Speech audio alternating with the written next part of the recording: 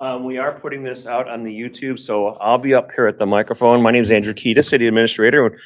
Council has tasked me with holding some of these town hall meetings to help people understand what's going on and field questions and get topics. We did put out a post asking for people to submit topics to talk about, and we didn't get any submissions. So we just kind of came up with this one as being something that might be topical at this point. We have budget coming up and we're talking about property taxes and the bond referendum and trying to do this to help people understand what pays for what revenues come in, and what that's allowed to be paid for, and that whole thing. So this is like a 10-minute maybe presentation that I'll do with a slideshow. And then we'll get on with it. But the mayor has an opening comment other than what I did. And I'll say this: we're able to be here for like 2 hours. And what I'm going to say is, I was at the Paul McCartney concert last night in Des Moines, and I got home at 3 o'clock in the morning, so I'm tired. And then I went down to my VA appointment and got my flu vaccine and my pneumonia vaccine. So I'm full of chemicals that RFK Jr. would not approve of. So if I start to drag a little bit, someone is totally free and welcome to go get me an energy drink across the street. Okay. All right. His Honor has the microphone. So, and let me just say one more thing. As you ask questions, I may be up here and repeat them so that the people on the internet can hear them. Okay. Unless you want to come up to the microphone and be on TV, you could do that too. But that's how that'll generally work. Okay. Here we go. Your Honor. Your Honor. All right, so first of all, I would like to thank everybody for coming here tonight. One of the most common questions we often hear at City Hall each year is about property taxes, how they're determined, where those dollars goes, and how those used right here in the city of Camanche. While property taxes are an important part of our revenue, they are not the only source we rely on to fund city operations. My goal tonight is to make that process as clear, as transparent as possible, so everyone understands how your tax dollars are working for you. When you pay your property taxes, the bill isn't just for the city of Camanche. In fact, your tax dollar gets split among several local agencies that work together to keep our community running. For every $1 you pay in property taxes, roughly 35 to 40 cents stays right here within the city of Camanche. About 40 to 45 cents goes to the Camanche Community School District. Around 10 to 12 cents supports Clinton County Services, and the remaining few cents go to places like Community College and County Assessor's Office. The city's share, that 35 to 40 cents, is what we use to fund the services you see and use every day. That includes our police, fire, and EMS departments, parks and rec, and our library. It also helps us pay down past infrastructure projects and keep planning for the city's future growth. The amount you pay is based on your assessed property value, which is determined by the Clinton County Assessor, not by the city. The state of Iowa then applies a rollback rate that limits how much of that assessed value is actually taxable. After that, all the local levy rates, city, county, and schools are added together to create your total tax bill. I want everyone to know here in Camanche, we take stewardship of your tax dollars seriously. We work hard each year to balance in maintaining essential services with keeping our levy rate as steady and fair as possible. Tonight, we'll walk you through some visuals and answer any questions about how these funds are allocated and what they mean for our city's future. Our goal is simple: transparency, accountability, and a strong community. Thank you for being here tonight and caring about how your city operates. Great. Thank you, sir. So sometimes I ramble on about this stuff because I'm kind of a nerd about how all this stuff works. And I love sharing the experience to help people understand how those things work. So if I ramble on, somebody give me the high sign and say, hey, quit, knock it off. All right, so this is a presentation that I created with the help of ChatGPT, which is awesome if you get to use that. It took a lot of the stuff and saved me a lot of time having to type it all out. So here we go. We're talking about city sources, city revenue sources and government. As the mayor pointed out, it's not just property taxes that funds the city. In fact, property taxes only make up about 35% of the revenue sources for the city. So there's a lot of other revenue sources that come in: local option sales tax, road use taxes, franchise fees, fees for services. The ambulance brings in about $260,000 a year of revenue that comes into the general fund. Water and sewer are proprietary operations, and we'll get into all of that. So again, your property taxes make up about 35 to 40% of city revenues. All right, so we're talking about taxes. Revenue sources, property taxes, local option sales tax, hotel motel taxes, which we don't get, but that's where a lot of general fund taxes come from for other cities. Tax increment financing and debt levy. So a lot of debt levies are against the property taxes. So when you talk about the Washington Boulevard debt, that's a property tax debt levy. The 9th Street project, that's a property tax debt levy. The lift station for the sewer is a proprietary levy. That doesn't count against your property taxes. That's a service, that's a debt fee that you see on your water bill. It says debt service fee. That's against the sewer customers to pay that, because not every property taxpayer in Camanche is a sewer customer, right? So those sewer expenses or those proprietary expenses, sewer or water, should be paid by those people who actually use the service. Funded activities. So general government, mayor, council, clerk, city hall, administrative services, public safety, police, fire, ambulance, animal control, building inspector comes out of that. Culture and recreation, library, parks, any arts operations that you have going on, trails, things like that. Debt service, being principal and interest on those debts against the property taxes. And capital projects, which may be governmental projects or tax increment financing projects, but those are typically confined within the tax increment financing district. So those properties will pay taxes, but those taxes come to the city and it gets redistributed either back to the developer or into some infrastructure within the tax increment financing district. So a common misconception is that TIF projects don't pay taxes. They do. Those taxes just get paid back into that district for specifically funded projects. Okay? And let me just say this too. If you have questions along the way, just raise your hand. I'm totally fine with getting interrupted, and we can cover that stuff at that time. If you got a quick question, pop it in. Okay.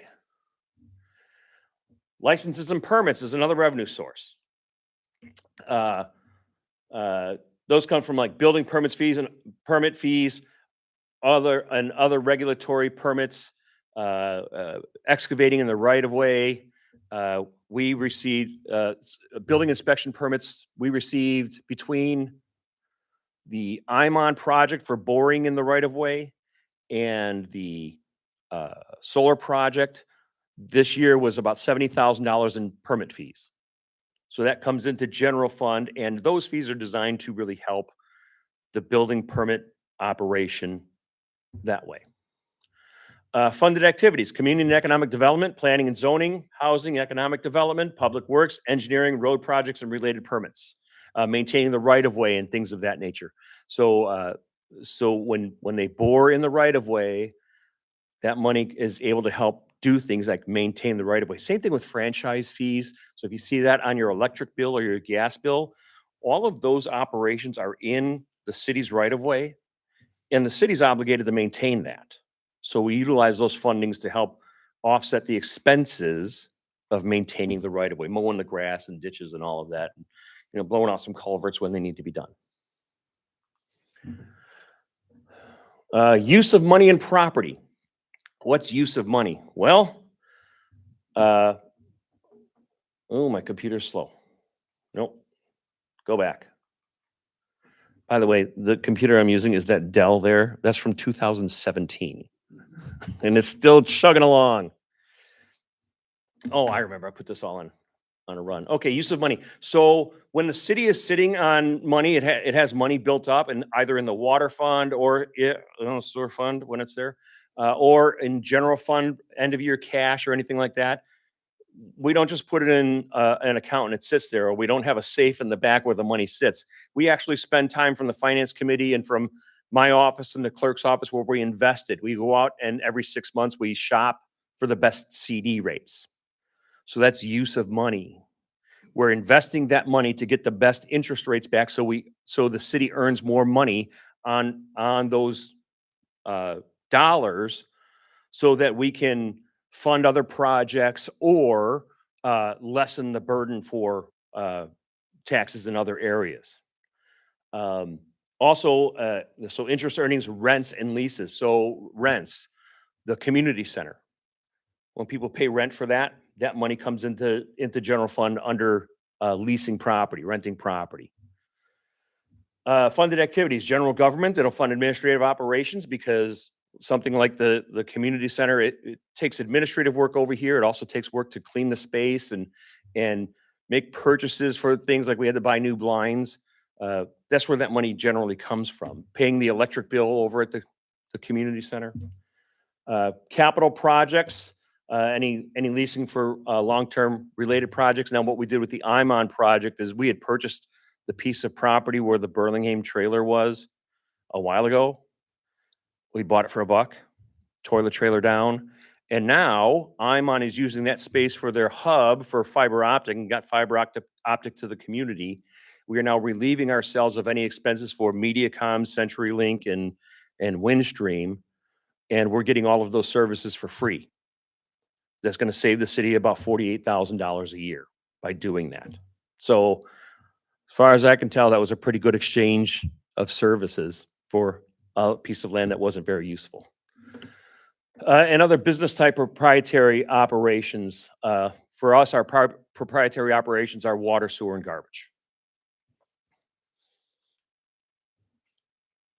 What's next? Intergovernmental funds. That's funds that come from things like road use. So road use funds come from the state. They're paid for by people paying gas tax at the gas pump all over the state. And it gets redistributed back to the cities based on linear mileage of street and population. So that's kind of a set dollar amount, except for if people buy more gas, then more money comes in. And that's kind of the way that they estimate that people traveling from outside of Iowa traveling through, if they buy gas here, they're using our roads, they're not paying for it, but they are at the pump, right? Because they end up paying that tax. Any grants or other state or federal funding. Funds activities like public works for roads, bridges, snow removal, and airport if you have it. You can leverage debt against those too. So the Anamosa Road project that was done in 2016, that was shared between the city of Camanche and the city of Clinton because the border runs down the middle of the road. That debt was taken out and is being paid back by road use funds. So that's one of those not being paid for by property taxes. That's being paid for from road use funds. We did phase 3 of the street improvement plan 2 years ago, and we bought a piece of equipment down for public works for roads. That was debt leveraged against road use funds. So not funded by property taxes. Health and social services, you can get intergovernmental funds for that. We don't. Community and economic development are usually grant-funded programs. You would track that money coming in that comes from other government sources. Usually the state is where that money comes from, but you can get it from shared operations like with the county.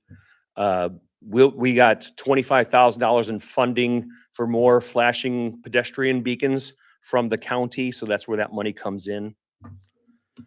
So those are intergovernmental funds and expenses. And charges for services. This it's a revenue source that is generally part of your utility operations, water, sewer, and garbage for us. And you can have other city services too. But generally, that's where we are. Some cities run their own electric company. They don't generate electricity, they just buy it and distribute it, and they own the power poles. And they're responsible for getting it. So they have a lot of money coming in. That's one of the differences between like us and Eldridge.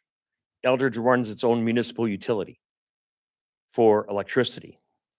They're able to charge a lesser rate than what someone like, well, I won't name names, other electric utilities that are publicly traded or they have shareholders to answer to and they're for profit. That's what I meant to say, for profit operations. They have to make a profit. municipalities generally don't have to make a profit like they do.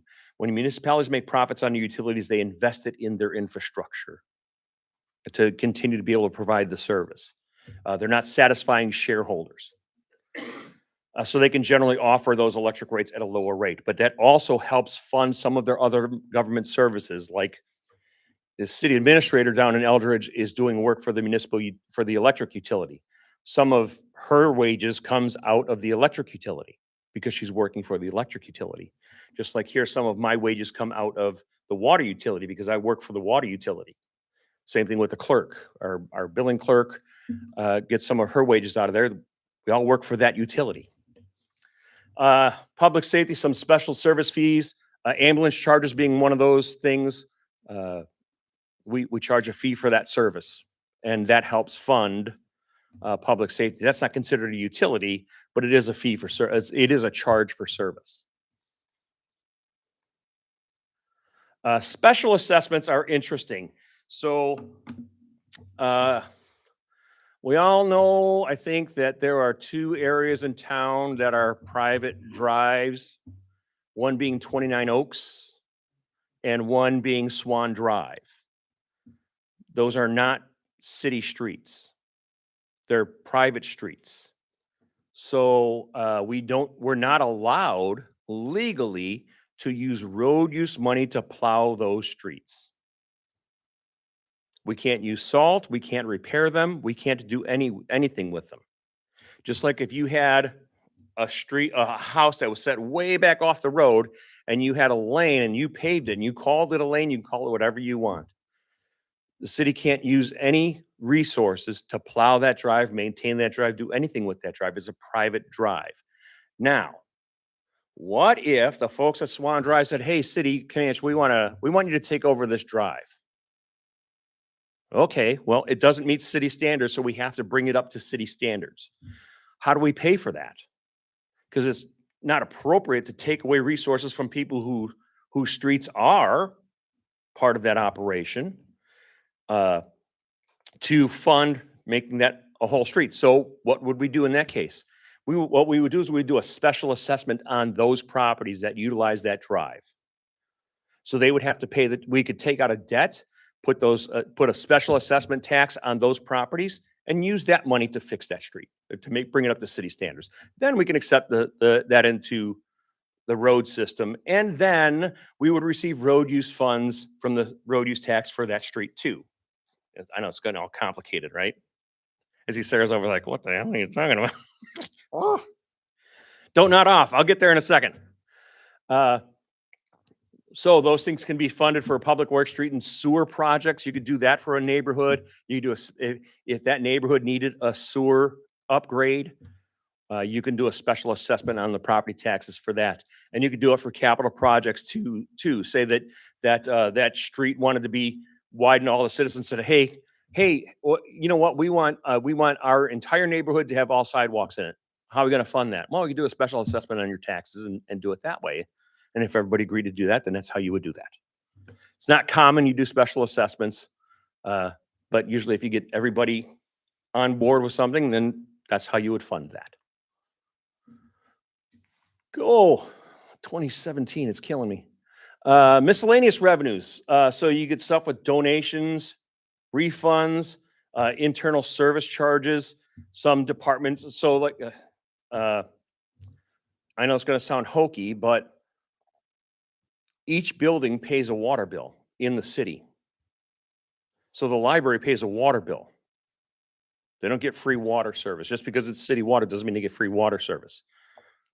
So the water utility bills the library, and the library pays for its water. Those are general fund taxes that pay for the service to the water department, because the water utility is separate from the general fund operation of the city. So, and it also covers things like culture and recreation. So people donate stuff to the parks for a project. That's where those revenue sources come from, and it'll go into that fund, so it stays separate from everything else.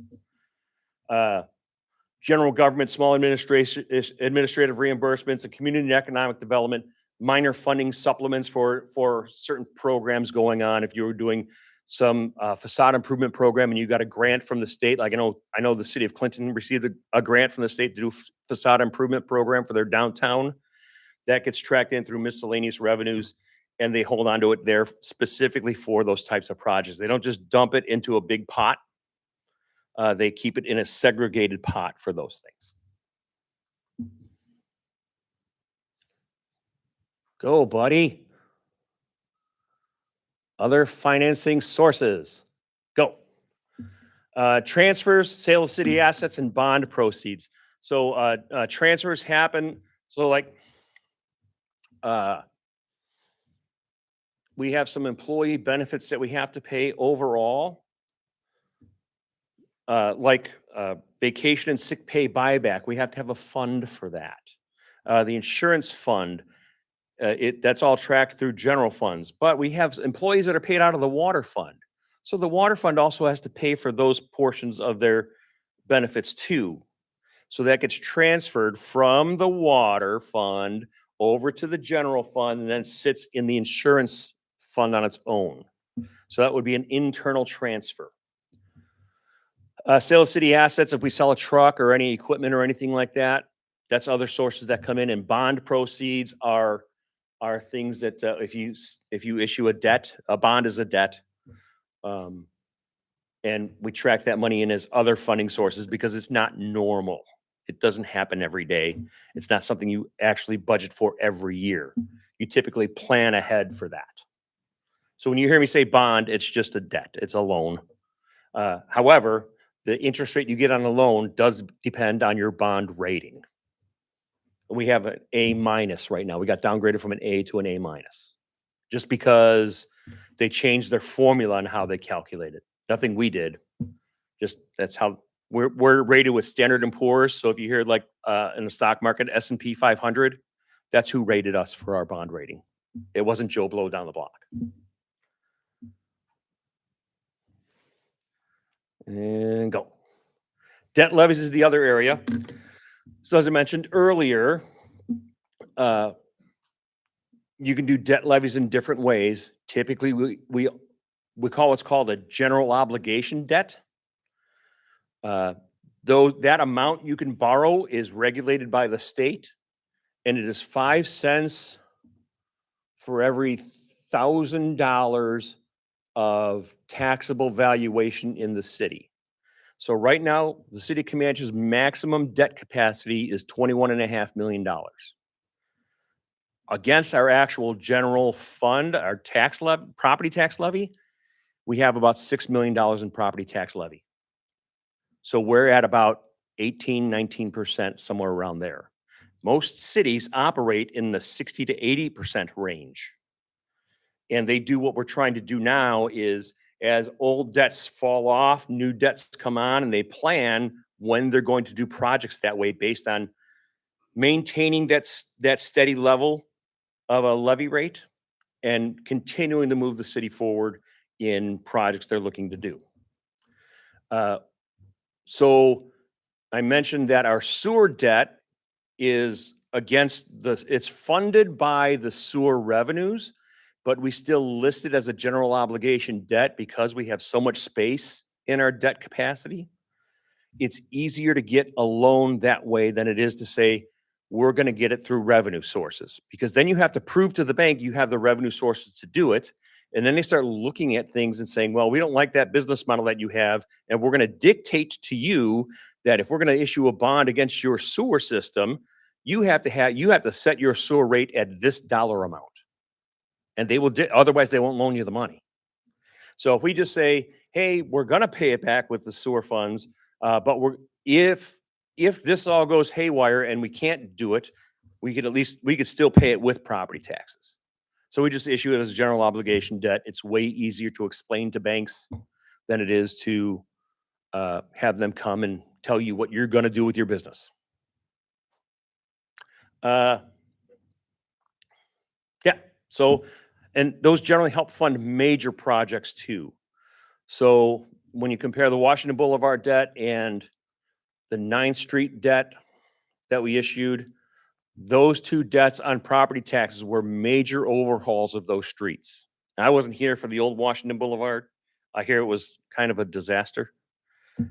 So that's a major overhaul. You would issue a property tax debt for that. Same thing with 9th Street. That street was in rough shape, and just resurfacing it wasn't the solution, the long-term solution. So the city issued a property tax debt against that to make that happen. In general, otherwise, what you do when you issue property tax debts like that is for long-term projects that have a generational impact to the city. You try not to issue property tax debts for short-term fixes unless you absolutely have to. And what I said earlier is one of the things I really try to hold on to as well, because I hear a lot of feedback from people saying, "Well, why don't we let the Washington Boulevard debt fall off and let's fix the sewer infrastructure with that money?"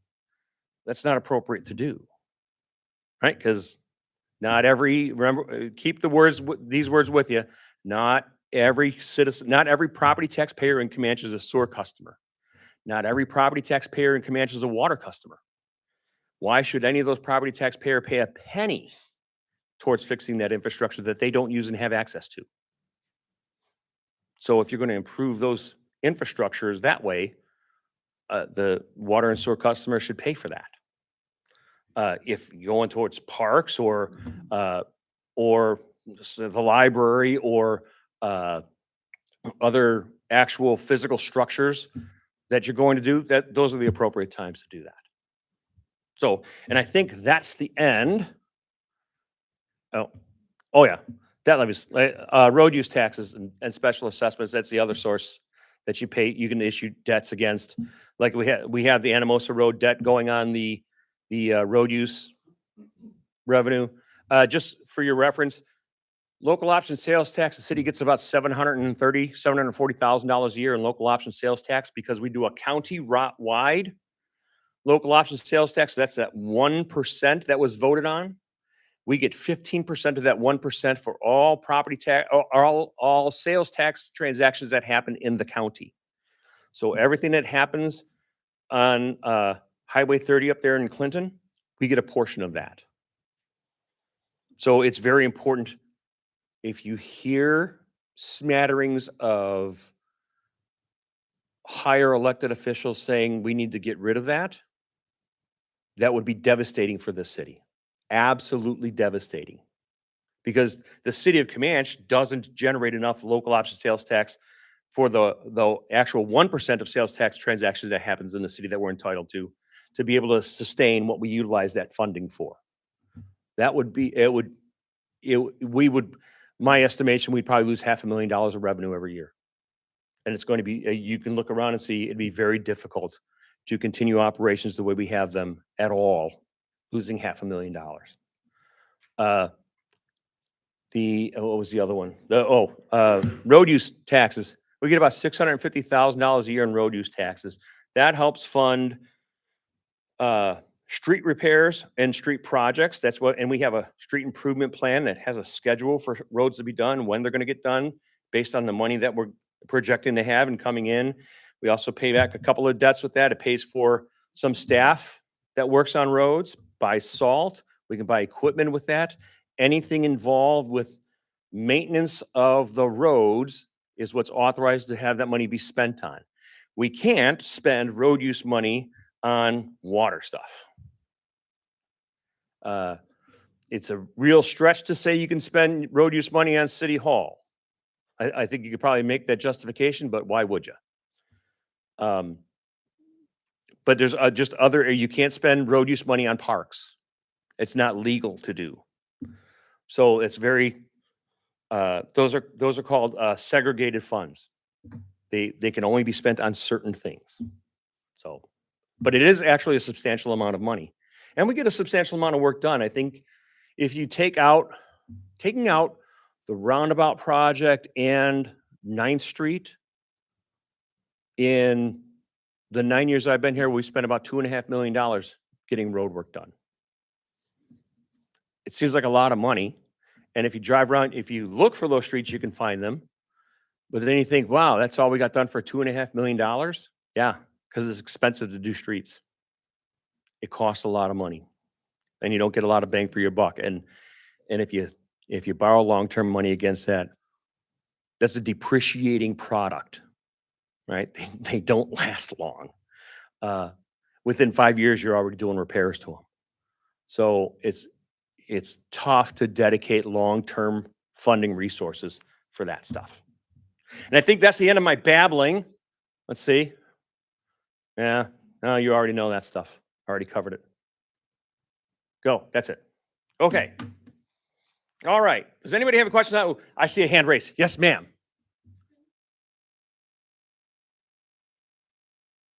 Oh, 2008, 2007, 2007. Expires in 2027. Fiscal year 2027. So, and fiscal years are weird. This, as if it doesn't get any more confusing. Fiscal years run July 1 to June 30th. So right now, this is October 15th, 2025. We're in fiscal year 2026. And we have to continue to remind ourselves, oh yeah, it's 2026. So yeah.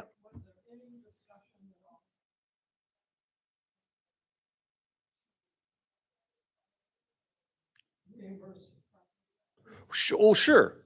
Sure. And that's actually part of that'll be on that ballot. So it's a required calculation. That's one of the things the state legislature did that I actually agree with. So on the ballot, in the publication, it tells you that if that debt retires, we're required to give you the figure that you would save for every $100,000 of value on your property. That dollar amount is $66 per year for every $100,000 of value. So the average property value in Camanche is about $200,000. So if that levy retires, then the average property taxpayer will see a reduction in their taxes of about $130 per year.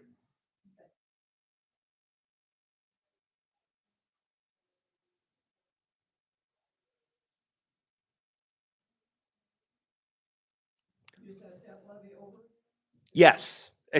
So someone said it to me and they said, it's better to explain it to just say you're just extending it, right? So instead of having it drop and saving the $130-ish a year, just continue it on to keep it the same and extend that debt. And that's kind of, so the library project came out of a group operation. It was all the council, department heads. It was open to the public, but none of the public participated. And we inserted it into the capital improvement plan that already exists. We initiated the capital improvement plan in 2019. And that's how some of the projects that we've done have gotten done. This building got done through the capital improvement project, capital improvement plan. It was scheduled to do that. Same thing with the splash pad and a couple of other projects that it's planned out. So when you start looking at when these debts are falling off, that's when you try and insert a new project to go in its place. So you're not doing this with the tax levy. You're doing this with the tax levy. And what I'll say is kind of the difficulty we had with the school debt. In 2017, they had a debt retire. And their property tax levy dropped a significant amount. And then people voted for the expansion project, and then the property taxes jumped back up. And this is what I'll say about, I've been in local government for 13 years. When you lower the levy, nobody pats you on the back for that. Nobody comes there and says, hey, great job lowering the levy. They just go, eh. But you raise it a nickel, and now, people are upset. And I get it. That's just part of the job. So what we're trying to do here with the establishment of the capital improvement plan is, as old debts retire, bring on these new projects that are directed and decided on by the council. They come up with the capital. We all come up with the capital improvement projects, capital improvement plan as a group. They vote on it, and we had a public hearing on it, and I think one person spoke about it. But that was it. $4.2 million. It's the exact same amount. And now, yeah, and the project is estimated to be more than $4.2 million, but we know there's what I call low hanging fruit in grant money through the state for a couple of areas where you can pretty much find $1 million to make the one project happen just with that. So there's two concepts out there, and let me just say this about that project too. Just because you see those things on the paper doesn't mean that's what they are, right? You have to have some kind of concept to have an estimate of what it's going to cost. Can they change? Most certainly. But without that dollar amount and knowing what you're going to have to do, you don't have much of anything. You just have guesses at that point. And the reason you need the referendum is to be able to go out and get those grants. Without that grant, without the authority to get that money in, you're not going to get grants.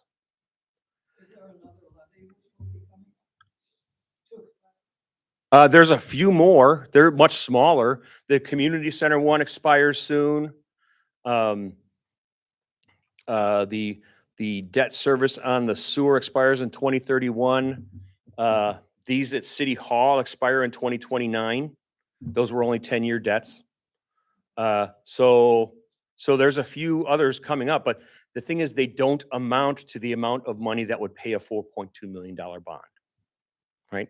And the other thing about that too is if you have $4.2 million and let's say you're really shooting for the $7.2 million project and you get $1 million in grant funds. So now you're at 5.2 million. You have that lower project easily attainable. And let's say you get another $1 million of philanthropy, naming rights and gifts and all that stuff. Well, you're only at $6.2 million, right? So what do? You either get a very generous donor or you go with the $5.2 million project and you lessen the amount of debt you take out. Because the important part about that referendum is it only grants the council the authority to do it. And that's what you need to go chase grants. The authority. It doesn't mean you're going to borrow the money the next day. It just means the citizens have given the council the authority to borrow it if all of those other things can fall in place. Does that make sense? Yeah. It's a little confusing. Mr. Mackey.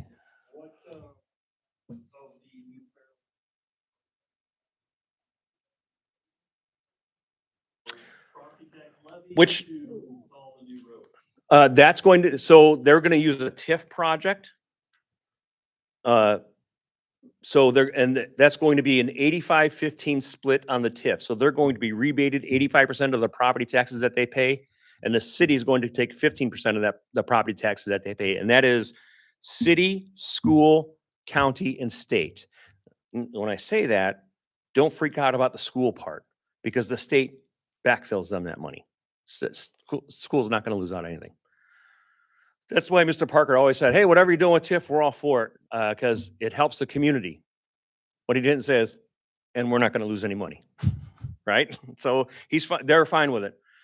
So they get those rebated to them, and then that 15% is what we'll use to pay off. If we have to take out a debt for that road, that's fine. I don't think we will. It's only going to be a couple $100,000. We actually have that in road use funds. But you could issue a debt that way and just use that 15% money that comes in and pay that debt back. So really what you lose out on is not getting property tax revenue on the bare land. But you actually will, because TIF is a little complicated. Whatever the tax value is today on bare land, you still get that money back.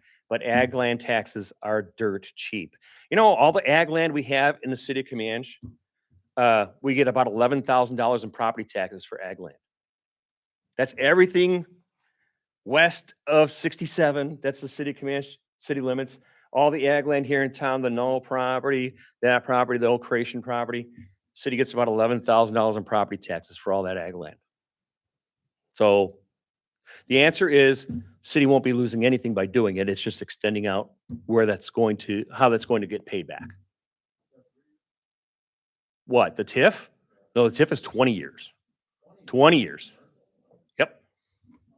You could do that. You can do that for commercial tax increment financing projects. You can only do it 10 years on residential, 20 years on commercial. When is that plan coming? Well, we'll be establishing what's called an urban renewal area at the first meeting in November. And then we'll work on a development agreement with Fairway, get the TIF put in, and then they won't start building. They were talking originally October of next year. They may be pushing that back a couple of months. All this stuff takes a long time. It's the funniest thing, Sarah, I get people all the time. I heard the Fairway project's dead because they assume it's dead because the dirt hasn't moved yet. It takes a long time for those projects to develop.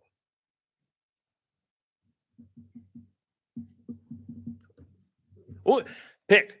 Dave, what happened to ladies first?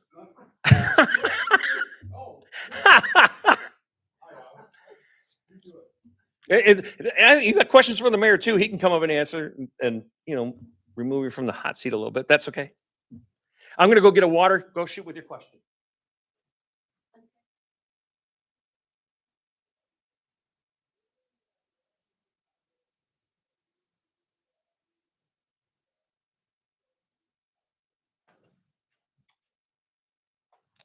That's a great question. That's twofold, actually. In 2016, the state upped the road use tax. The amount of money at that time coming in road use taxes was nowhere near what it is today. It was about a third of what we get today. So they had nothing to issue that debt against except property taxes because of the amount of money it was taking to do that project.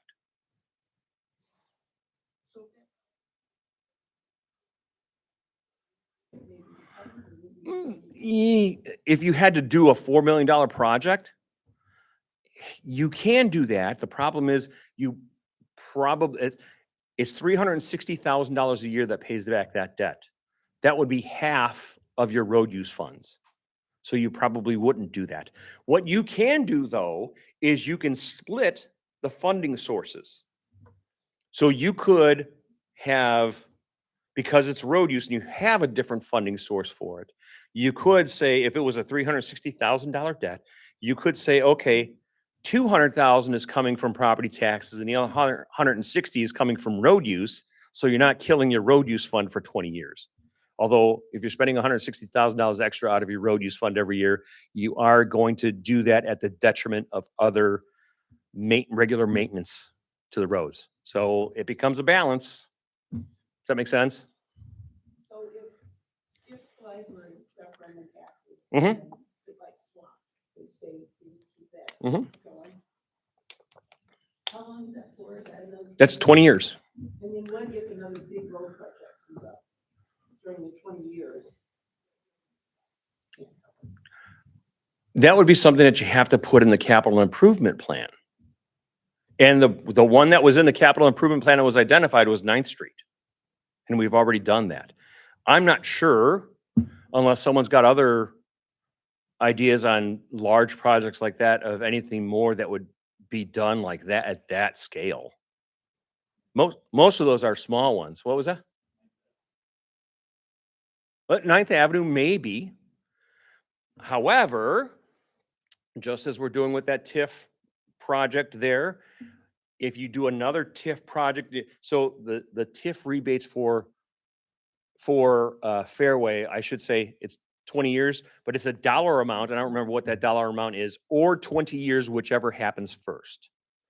And they've also guaranteed a minimum $3 million property assessed value, taxable valuation.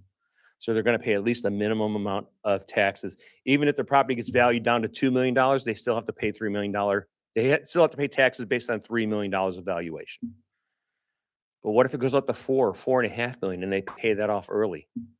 They reached the dollar amount before the 20 years. Well, then the TIF is done. but the TIF is only going to be for that property. If you take a TIF district around it, down the street, and say extend it along Washington Boulevard, all of the incremental changes to the property values in those properties comes to the TIF. And you can use that funding to fix infrastructure within that TIF.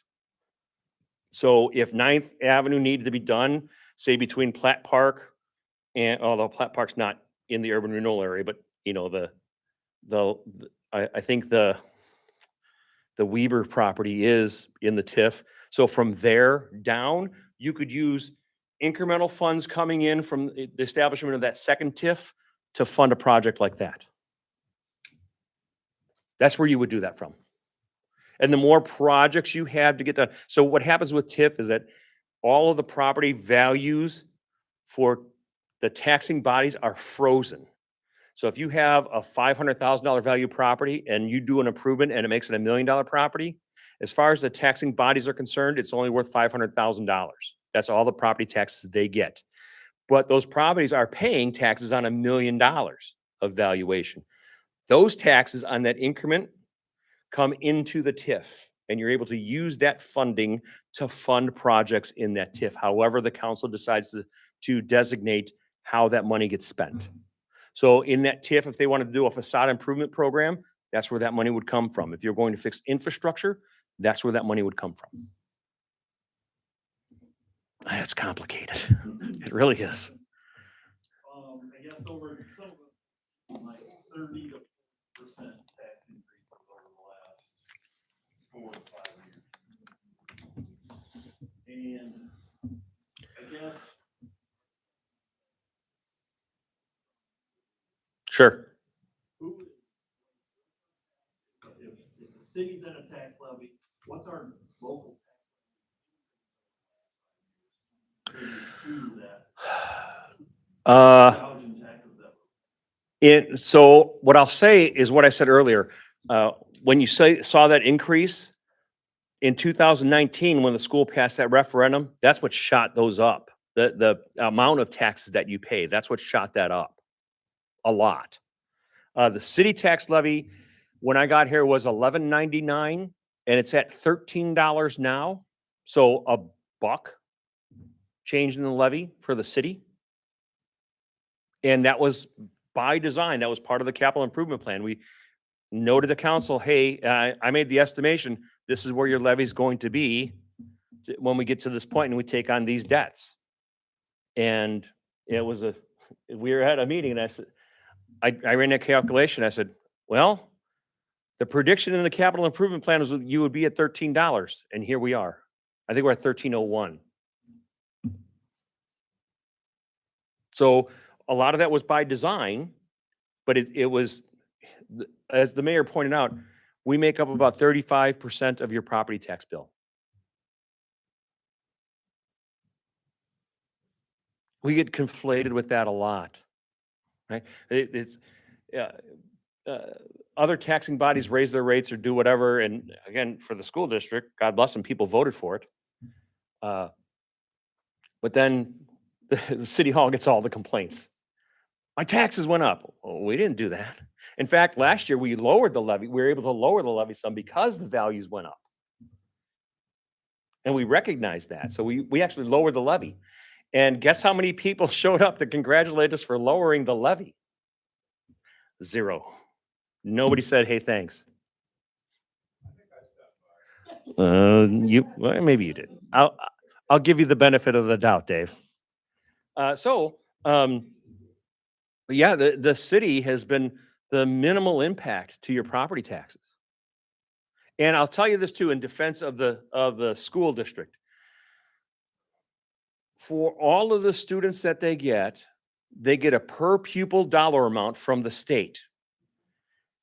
Do you know that districts in this area get about $102 per student less than than school districts like Pleasant Valley?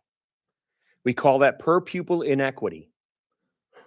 Now, the school districts, after they do their cuts, which they did this year in a significant amount, they're required by law to balance their budget and raise the levy. They have no option to do that other than you must. And if the state were actually to wipe out that per pupil inequity, that wouldn't affect your property tax. You wouldn't have to worry about that property tax increase. But the state doesn't do what it's supposed to do. And for crying out loud, they're supposed to have that, the percentage increase that they're giving to the schools by January 30th, I think is their deadline to do that. They didn't do that till the middle of March. So I guess, the rules apply for some people.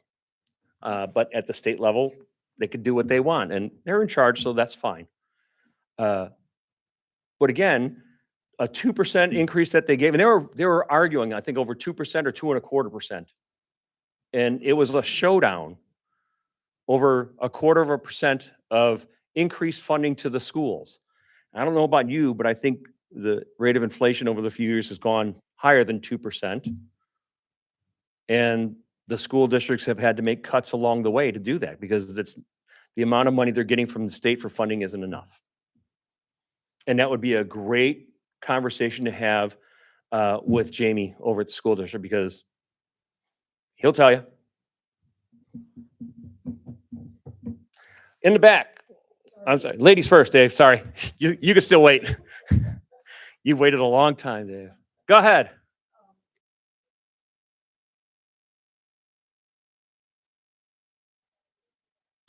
Sure. Yep.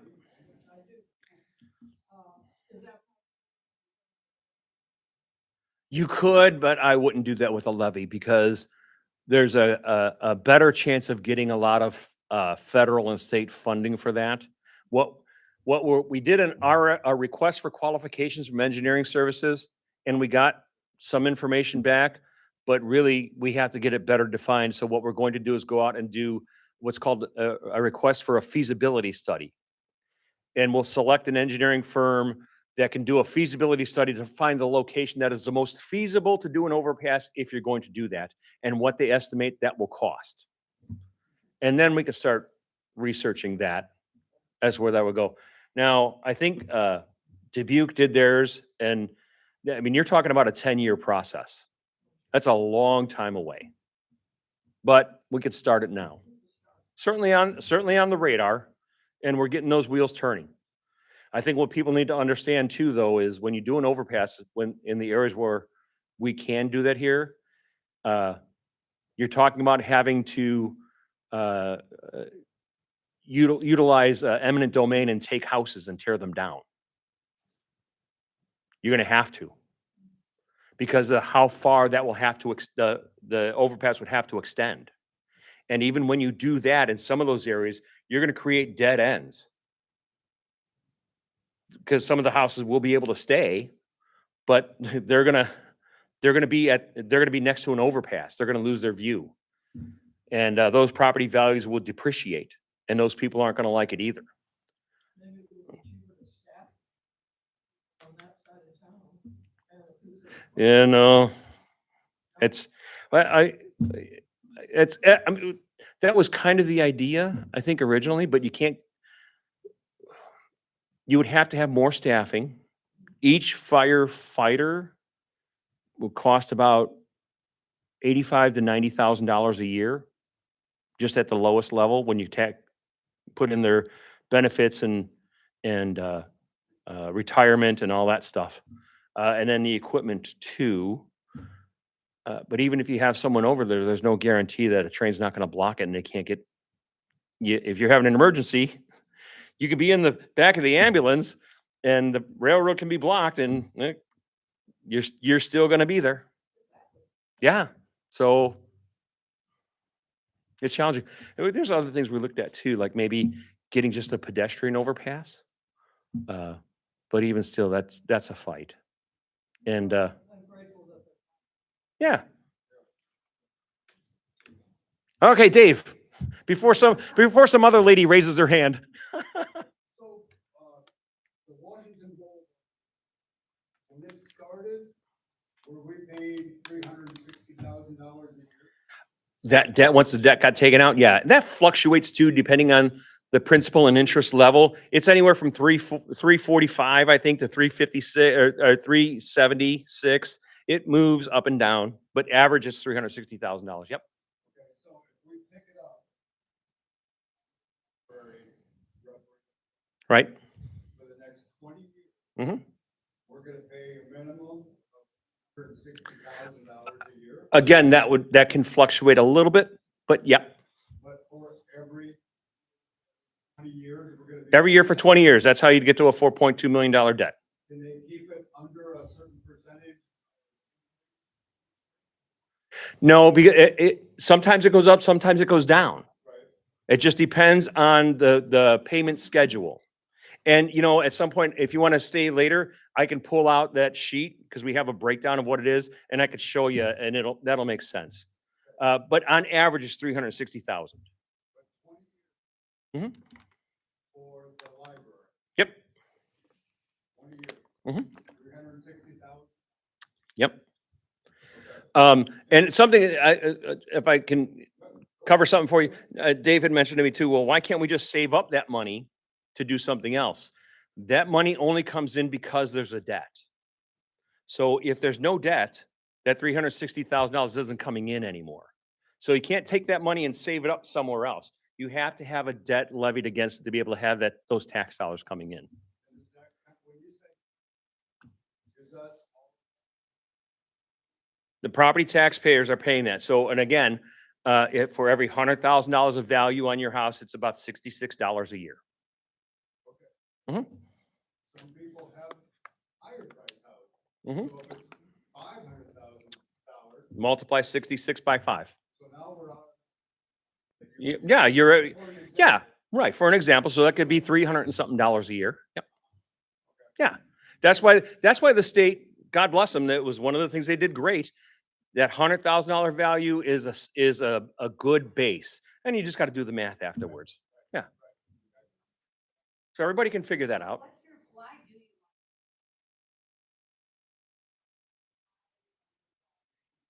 So that's something to, I walk by there every day. Mhm. I only see one. oh, well, I, Is that not being mean? nope, I understand. Dead honest, 'cause I- I walk at all different hours. I don't see very.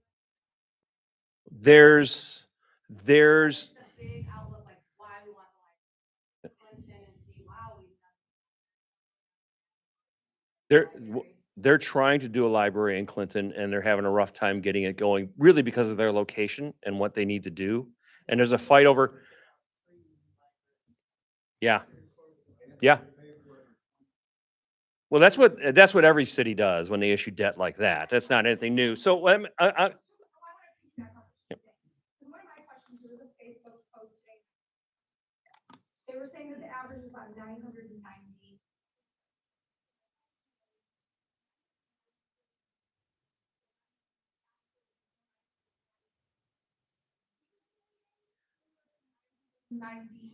Entries into the.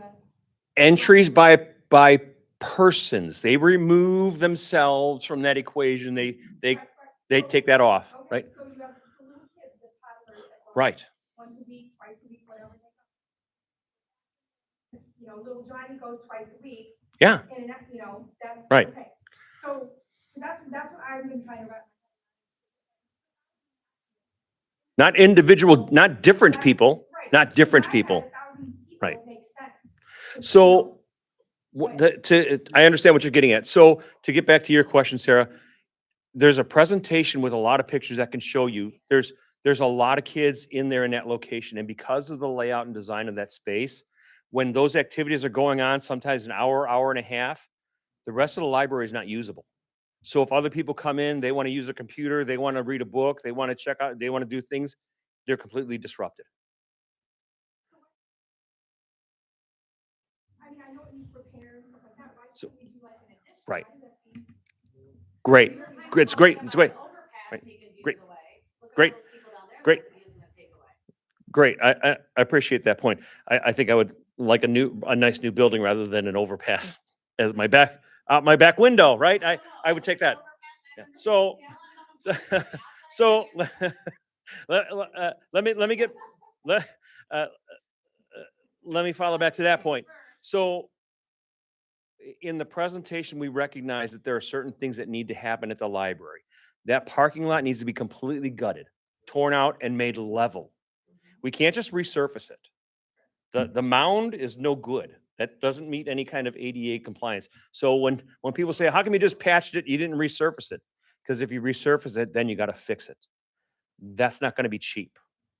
The roof is at the end of its life expectancy. That's going to all have to be replaced. The 4 HVAC units that are there all have to be replaced. The windows need to be replaced. The basement is not usable. The moisture down there needs to be remediated. And if we're even going to use it for storage, then that all needs to be fixed. You only have one means of egress right now, so you're going to have to redo what was boarded up years ago. And there's a door access out of there. You only have one way to get in and out of that basement, and that's the stairwell. That's not safe. And that stairwell is not safe. You can go over to the library and look at it and be like, no, not doing it. Some of you've probably been down there, haven't you, Alice? No, not in the library basement. It used to be the children's area. Not usable for that anymore. It's not safe to do. So when we calculate all of that into it, it's already $1 million worth of work. If you're going to spend $1 million and you know you don't have enough space and you're going to add on to the space, now you're at $2 million. What? Oh, you would still, so for the addition, you would still have to bond out for it. And you're still not to the point where you're generationally changing that library. So, and let me break this down for you too. Camanche is a Class D library. They calculate those based on population. For a Class D library, it's 2,500 to 5,000 in population. We're at 4,572. I think we're 4th or 5th from the bottom of all Class D libraries through the state of Iowa for square footage size in your facility. If we go over 5,000 in population, you're the smallest. You gotta be the smallest.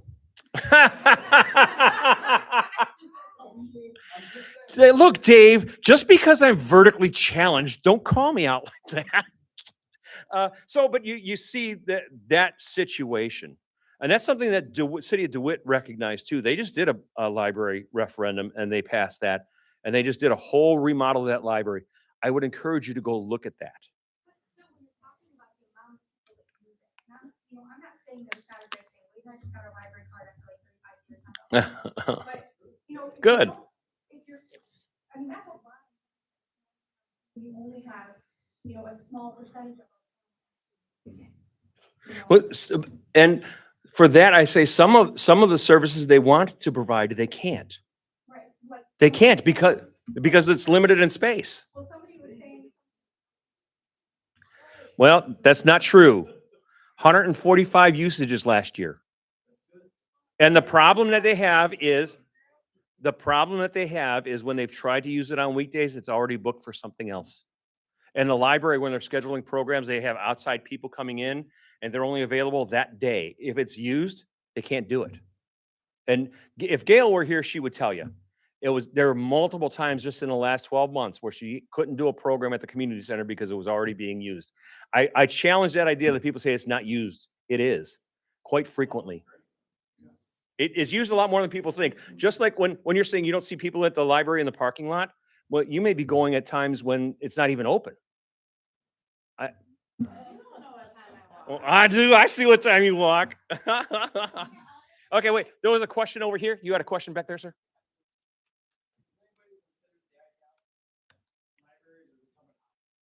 That's completely untrue. It's completely untrue. Libraries aren't about books. Yeah, I'll tell you that. Yeah.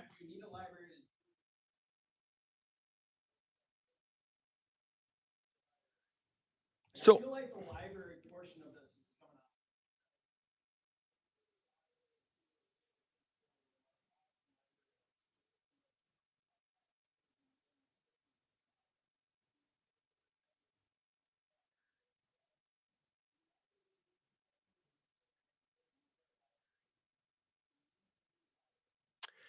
But with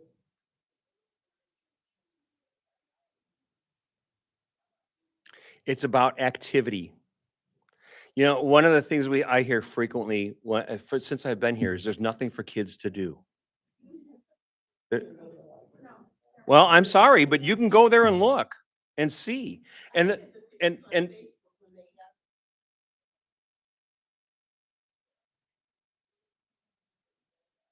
there's there's frequent programs that are all different programs, and it's not the same people all the time. And I'll tell you, there's nothing that we offer for teenagers there because we don't have the space for it. I could share the story because as we were starting to investigate this whole thing, I- $2 million hoping that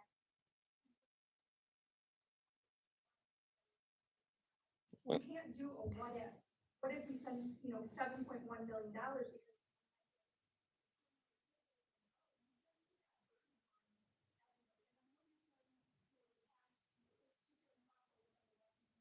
Onto this, sure. and it's only 120 or 300 or whatever based on your house. Like our taxes have been going up and up and up, so while it may not seem like a lot, Well, I would, and let's start somewhere, and if something else is $500, a year, yeah. Yay. well, and here's what I say to people: if that's what's going to make or break your decision on that because you need that, then by all means vote against the referendum. No, but why Uh-huh. I'm like, I genuinely, the reason is that I was asking questions and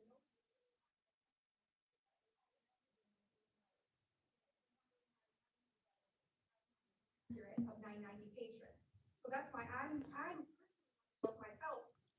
I would That means. I would question who's giving you that information What's the? because they're What is that? So question was, how many people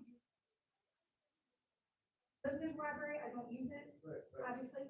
So my question was, how many people are doing it? And somebody came back on a post and said 990 patrons. So originally I was like, you know what? How often? Well, first monthly. If you go to the library's website, you can see it right. Yes, that's what I right went, now. I looked at And today. then- 990 patrons it said. So in my mind, I'm like, does that mean 990 different people are going there? Because that's a lot, when you have 40 They're bucks. misleading. is what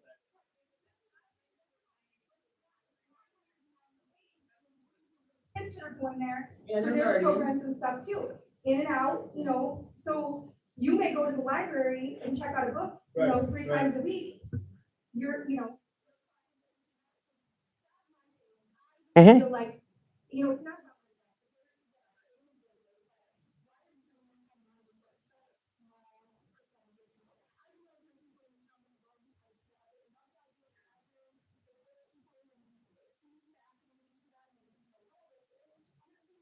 Thing, but when you have a small.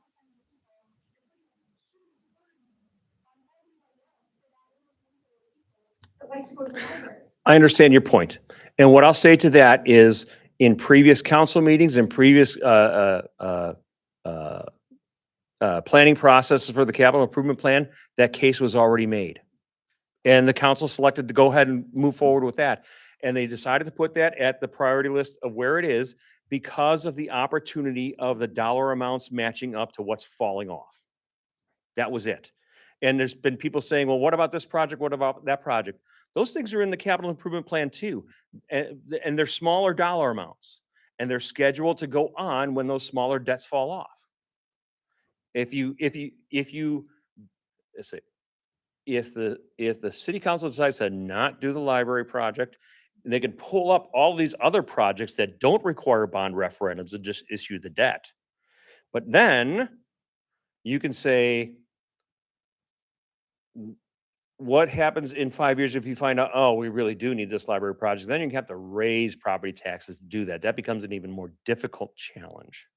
So, and then what I'll say to this too is about the whole thing is, the side portion that was added on in 1996, if that wasn't done in 1996, you probably wouldn't have a library at all. So if you can, and I understand your position, I appreciate that. I don't agree with that position, and that's fine. That's fine. Yep. And right. And so, I spent some time at the splash pad talking to some people with younger kids and they're like, "Oh yeah, no, we use the library all the time. We love it. We're all for the expansion," right? So there is that generational shift there, and I get that. So no, wait, no, it does not. It could. It could. Let's try and keep it organized a little bit, and let's everybody get to make their point individually, right? There is that generational shift, and I think from the feedback that I've received from the younger people is they're looking at the future of the community overall, and they see the value of the library because they're using it with their kids. So, and the older folks who there are a lot of seniors who use that space too, right? Um, and a lot of them do it just because they need the interaction for people. The amount of elderly people who come in to physically pay their water bill is astounding. And this is my favorite thing they do because they just want the interaction. They come in, they hand you the check, and you say, "Do you need a receipt?" "No." "Okay, well, you didn't have to come in. You could have put it in the mail," but they want that interaction with people. We used to do that, and people weren't showing up to that. That ended up getting canceled. No, it was food. No, that was the food thing, and part of that was the food funding, and the food wasn't the best. So yes, sir, in the back.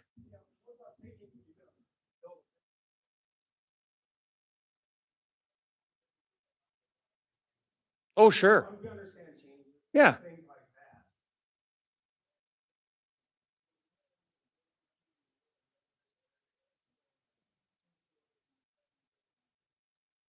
Library, or 4.2. Hmm. We all understand it needs fixed. Sure. But What I you wouldn't want me to go to your neighborhood. Well, that's true. That's why you have zoning. This wouldn't be a violation of the zoning.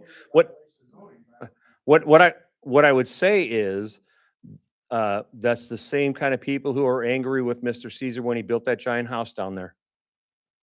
They were mad about the way. Believe me, we heard it, right? So anything that disrupts their view, like a new house, a big new house, or a big new library, or an overpass, somebody's going to be mad. And this is one of my favorite sayings. I need to get this on a plaque and quote it and trademark it. You can please all of the people, none of the time. So if you're trying to go around finding something that makes everybody happy, you're going to chase your tail for your whole life because it's never going to happen. Well, you keep saying you, right? The city. Oh, well, and that's your opinion, right? I no, I'm not your elected representative. I'm sure. And I work at the direction of the city council. Does that make sense? Right. So when people come, I get this a lot too, just personally for me, and I love having this conversations because I get to say it to one person once in a while because they'll have the conversation. They come in and they say, "Well, you need to go talk to council and get them to do this," and I say, "No, I'm not doing that. It's way more effective if you do it. I'm just an employee.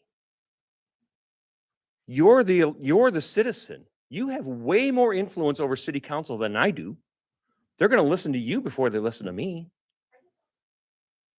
And just like the school superintendent, it's the same kind of position. Yes, I work for the citizens, but I work at the direction of council. So what I'm doing, this project is part of the capital improvement plan. And sometimes, Austin, do they listen to me? Sometimes. Yeah. Yeah.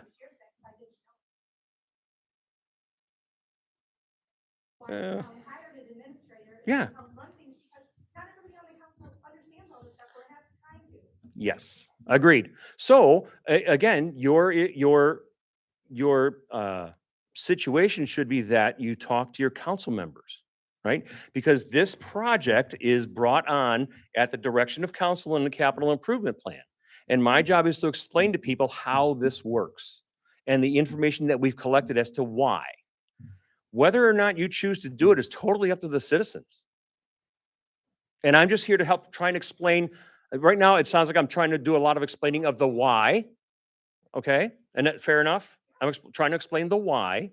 And if you accept that or don't, or agree with it or don't, that's fine. We could still all go out and have a beer afterwards. That's cool. But that's just my function at this point. And to explain the how you getting out your cash. Are you, oh, I thought you're getting some drink chips so we could go to the poorhouse. That's okay. No, you're fine. You're absolutely fine. All right, I'll get you, Dave. Well, you haven't asked the question yet. Go ahead.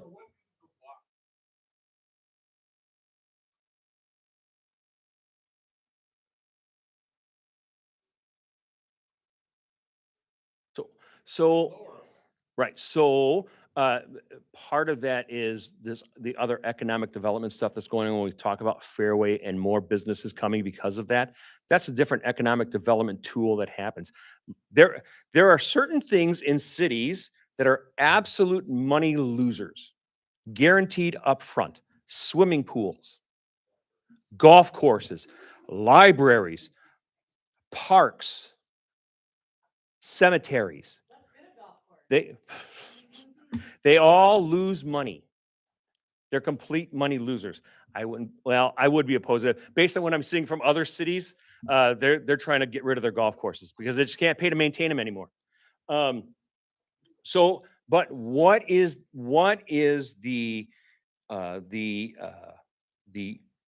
non-quantifiable benefits you get from it? Because really, who uses the library?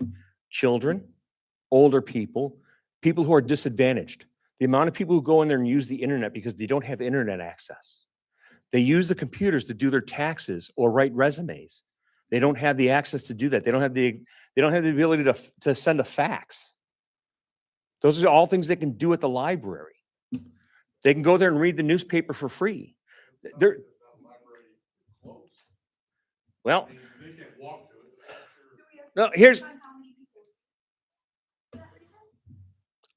that would be invading their privacy. You just have to use your eyeballs at that point. You would be invading their privacy to do that, right? So, and they have their rights for that, and that's fine. Someone mentioned something about going to the Clinton Library. The Clinton Library has a different clientele based on its location. Go spend some time there, and you'll understand exactly what I'm referring to. I have personal friends of mine when they were in college that live in Clinton. They would come down to Camanche to do their schoolwork and have some space to do anything because they didn't want to deal with that situation in Clinton. That was 10 years ago. What situation? Their location brings in a different clientele. I don't understand that, what you mean by that. They not only have citizens going in there, they have homeless people going in there to get warm. There are. Oh, over there certainly are. There is a huge population of homeless people that live underneath that viaduct. It's absolutely true. There's more than you think.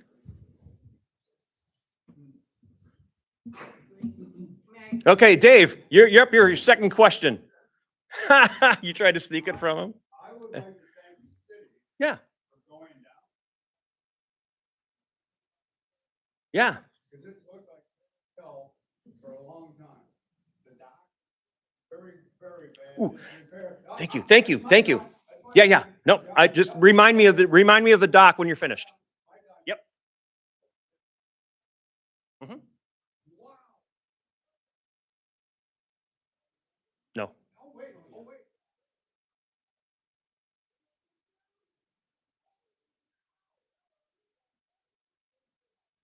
Mhm. This morning, tonight.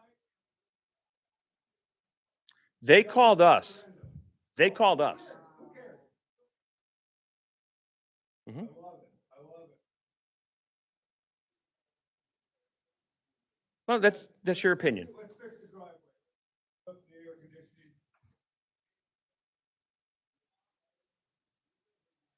Mhm. Why wasn't that taken? You know, like, okay, I just put a new roof on my. Mhm. Oh, yeah, I had.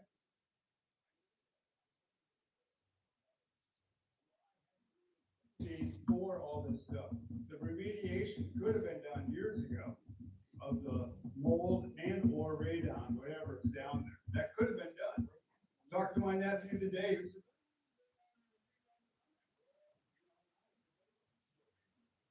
said, common sense.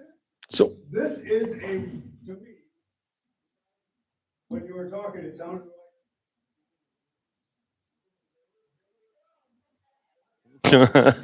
so, okay, keep on. Yep. Yeah, Don't let me forget about the dock. no, oh, don't worry. Okay. No. Gotta use. I use.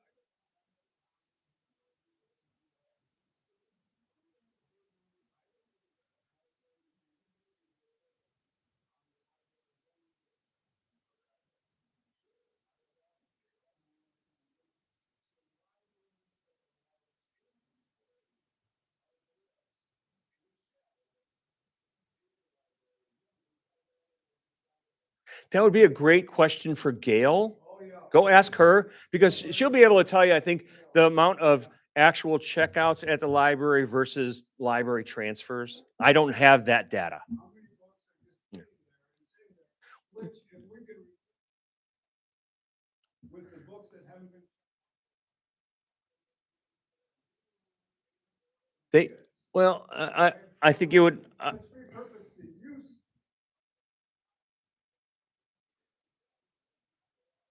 I, And one last thing. yeah, okay, go. The Caesar. Hmm. Was it 8 lots? 4, I think. So now he's, No, it's all one lot now. okay, but then Hmm. he tore down. Right. He made it look. Yeah. So get off his ass. No, I'm not on him about that. I'm not on him about that at all. I'm totally happy with what he did. There's people over there who aren't. Yeah, right? I lived in the other house, it's even taller. And the guy that built that house. Yeah. He put the second. So and again, my point about that was, as that was being built, we fielded a lot of complaints at City Hall about the size of that house and people losing their view, right? We did. That's stuff that you don't see or know about. We fielded a lot of complaints about the size of that house and how dare he do that. And hey, it's his property. What I tell him is you weren't prevented from buying those properties and owning them and keeping your view. You could have done that too. So I support him in what he did. All I'm saying is, no matter what, people are going to complain about their view of what they have today because someone told me once the only people who like change are babies with dirty diapers. Right? That's true. Because they're the ones who and that was from our former Rotary District governor. People are opposed to change all the time. So it becomes a difficult challenge. So the part about the pier, the dock, I call it a pier because you can't dock a boat there anymore, right? So I call it a pier. Part of this project too includes rehabbing that whole thing. Those rails up there are not they're not compliant. They're there because they're there, but they're too widely spaced. You need new ones, and it also includes all that riverfront area with that pathway down. That ramp down is not ADA compliant. The slope is too steep, so you have to make a winding path to get down there. The project also includes an outdoor amphitheater for, they've been bringing some performers out there. They had the ukuleles in there. That was kind of fun. There's a guitar guy coming, I think on October 22nd. He's going to give a concert. That'll be a good one to go to. And she's trying to bring more stuff in like that. Yep. I'm going to try and do a program. I have a 3D TV, shows 3D movies. It's older. It was my father-in-law's. And I have a 3D Blu-ray. And you got to have the glasses. And I'm gonna bring it. It's heavy, but I'll get my son to carry it. He's younger. But we'll start showing 3D movies for the kids down there. Why not? Can you answer this question? Sure. Why, like, all the repairs and stuff that Oh, yeah, oh, great, thank you for reminding me of that. There wasn't it wasn't budgeted to do that stuff, and the previous groups weren't understanding that you can't just resurface the parking lot. You have to redo the whole thing, and when you start coming up with that dollar amount, people get afraid, so they don't wanna do it. The HVACs are just now starting to fail. That's a more recent, event. In the last 2 years, the HVAC has become a problem. The basement really, well, I don't know when they sealed that up. That was before I got here, and it wasn't really an issue until the 2019 flood, and we got a lot of water in there, and, we had to go do some remediation. Uh, some mold grew because water seeped in. The water table was so high. That's really, you know, the 100-year flood you get every 5 years. That was a bad year. We haven't had that issue since, but there's still moisture down there because there's no ventilation going on. So we need to redo that whole thing. But even if you do that, what's the purpose? Because you still can't access it. I am not asking my employees to carry storage down those stairs anymore. Absolutely not. In here, doesn't it say that they're gonna? That would be, yep. Yeah, two kitchens. There would be on the 2-story project, there'd be a kitchen upstairs and the kitchen on the lower level. But the kitchen, the lower level kitchen isn't really a kitchen. That's just sink. It's not like for preparing food.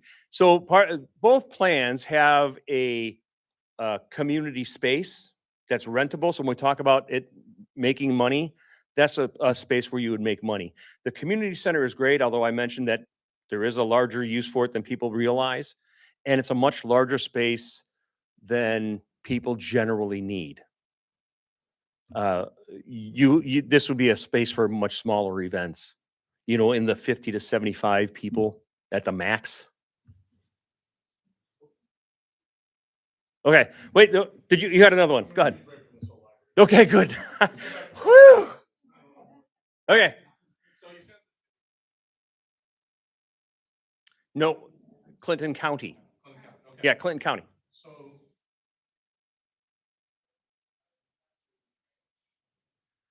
Different bodies do. Oh, good. Great question. Great question. So the assessed value is done at the county assessor's office. And one of the reasons we saw this big assessed valuation thing go up is because the way they were doing it at the county level before wasn't updating properly. So it hadn't been updated in a long time. And then in 2020, they weren't coming out to actually physically do it. They were just relying on reports that they got in. Each city ended up getting a full valuation, the entire city. And that was, for ours, it was 2020. That's when you saw the large increase because increased valuations hadn't happened in a long time, right? That was the year that happened. But they didn't come in our house. What's that? They didn't come in our house. Well, people told them no. People told them no. Well, they might have come by while you weren't there or something like that, right?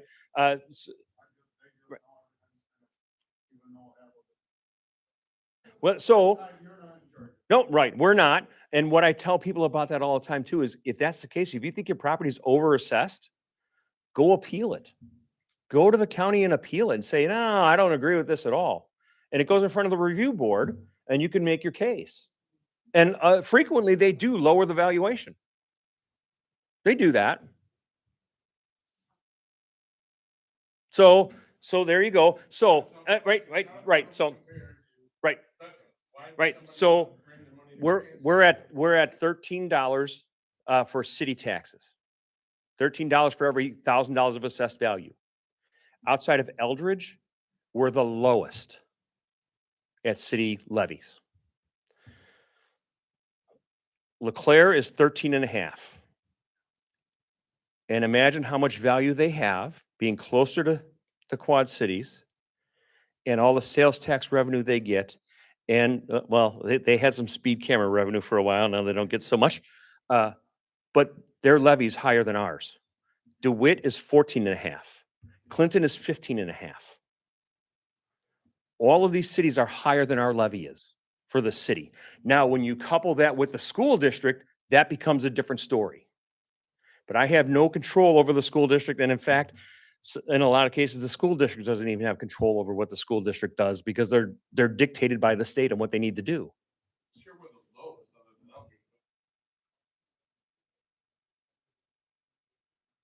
Right, right. Yes, right. So then that becomes the quality of life, right? Those are the things that we're trying to bring forward for quality of life issues. So coming forward in the capital improvement plan, when we have a few more debts fall off, is the complete revamp of Platt Park. Complete redesign. Remove all the ball diamonds, realign them so they all center, all home plates match up, and there's a concession stand in the middle. There's a band shell, extended parking, what else goes in there? Pickleball courts, a whole bunch of other stuff that happens to improve the quality of life. We're working on a trail plan. We just received a $500,000 grant to revamp sidewalks around the school to make them shared use paths because of all the kids who ride bicycles to school every day. And that's going to run all the way up to Platt Park. There's a trail plan that involves making sure there's a shared use path to get eventually through the whole city so pedestrians and cyclists can access the city equally, right? There's a lot of those quality of life issues that we're trying to bring forward. And I think for the case that was made, not to bring up the library again, but that's one of those quality of life issues that other cities are doing. And I would encourage you to go to the DeWitt Library and see what they're doing. They've removed that we have in our library, we have non-movable library stacks for the books. And they're not ADA compliant too. You can go in there and see some of them are this tall. Imagine if you were in a wheelchair, and we do have patrons that are in wheelchairs, trying to access a book on the top shelf. That becomes not ADA compliant.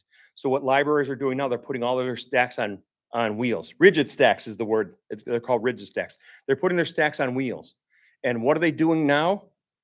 Well, you only get 2 or 3 levels on those mobile stacks. So you lose shelf space. So you have to have more of them. And so they have a lot more of those throughout their facility. But then they have, someone gave them a baby grand piano. And they have that in there. And on Saturdays, they have someone come in who gives concerts. And they move those stacks out of the way. They move the mobile stacks out of the way. And someone goes in there and gives a concert. And people come and enjoy the music. I would greatly encourage everybody in this room, go visit the DeWitt Library. It's beautiful. Ooh, I don't remember. It's more than what we're looking to do. I don't want to misspeak. I'm almost certain it's more than what we're looking to do. They do. And that's part of the thing we want to try and do is get more going on. I mean, there's plenty that we do, but there's plenty I think that the library doesn't do because it can't, because it's limited in the space that it has. Yes, sir. We talked about it. I'm going to go get another water. I'm thirsty. When we first brought it up.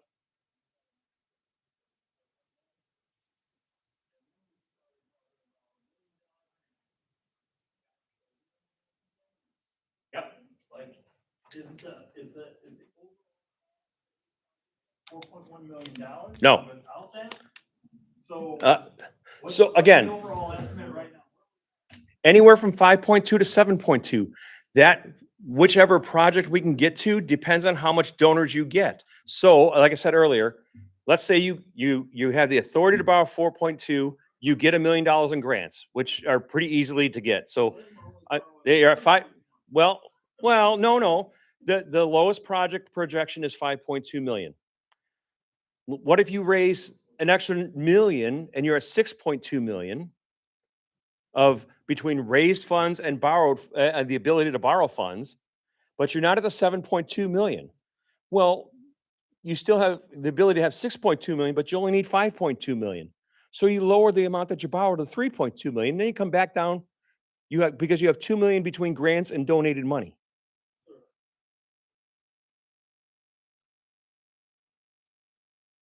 No, I would say that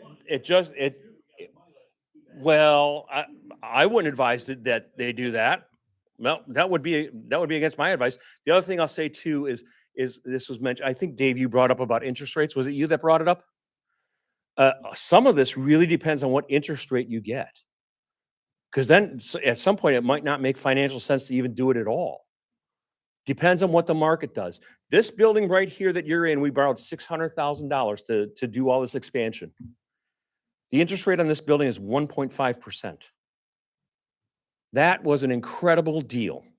And I have a huge regret in my career is not being hard with the council to get them to borrow more money when interest rates were that low. We could have got a whole bunch more done, but I didn't have a group that believed in utilizing debt at all. What I say to people is Camanche as a city, its greatest ability right now is the amount of debt leverage capacity that it has. The only thing working against you right now is what the interest rates are. And the ability to get support to do projects.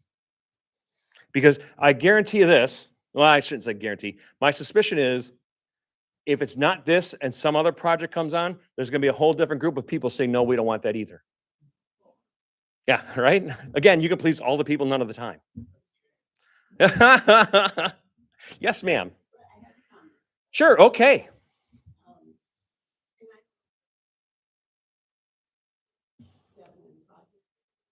I don't care how small they are or how grand they are. We build into that the ability to take care of. Back in 2017 and 2018. Ninth Avenue, yeah. Mhm. Equipment, I would plant.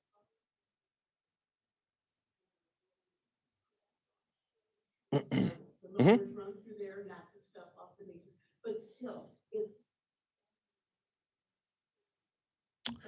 So I'd like to say, if we do more projects, make sure we have the ability to maintain everything. Sure. And I agree with that. A lot of that is, again, some people don't like change.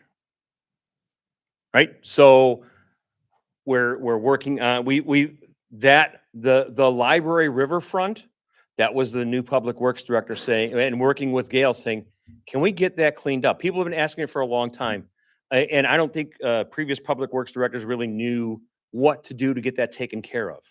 Well, Galen, God bless him, found this guy with this chopper thing that was just amazing. Went on the front of his Bobcat and it was like, and he had the whole thing cleaned up in 2.5 hours. I was like, holy cow, let's do more of that. So in some of these cases, it's a learning curve for some people. So, and And says, hey.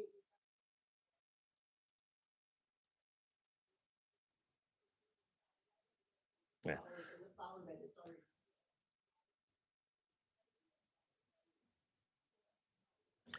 And- want a nice walking trail, should we have nice places for people to So, stop? and there's a different issue with that too, is that the parks fall under the responsibility of the Parks and Rec Commission. And those are volunteer people. And they have the authority and the direction to spend the money or do things or make requests. And for some of them, they all work full-time jobs. So the city employees don't know that. They do. If there's requests for certain things, it's up to the Park and Rec Commission to say, hey, we want this taken care of. I know we've got a couple of slides that are broken over in Platt Park. I just got the message last week. It's up to the Park and Rec Commission to say, hey, Public Works, please take those out and board that up because we're going to order new slides. They have control over those funds and how they're spent. Who has control over the volunteer? It's up to the commissions. They report to the city council. So we had that issue at the cemetery a while ago. And this is an interesting little bit of history. The cemetery commission was in charge of the cemetery and the employees. I had no authority or control over any of it. We were charging $250 for a grave.